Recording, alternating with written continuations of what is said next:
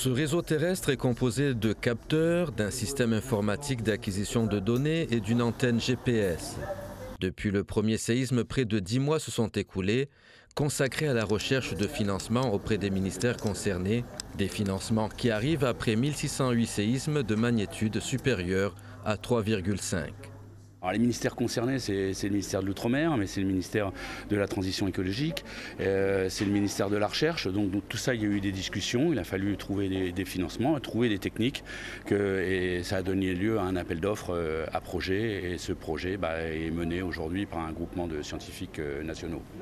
Un financement pour compléter le réseau de sismomètres existant. L'ensemble des appareils combinés terre et mer vont permettre d'apporter des données plus précises et une meilleure compréhension des séismes. L'ensemble des données de ces stations vont ensuite être regardées dans leur ensemble par divers instituts pour affiner à la fois la localisation de ces séismes, à la fois en X et Y, c'est-à-dire en latitude et longitude, mais également en profondeur. À l'heure actuelle, on a une grosse incertitude sur la profondeur elle-même de ces événements sismiques, savoir s'ils se passent à 30 km de profondeur ou à 4 km de profondeur sous l'océan, nous en apprendra beaucoup sur les événements en cours à l'est de Mayotte.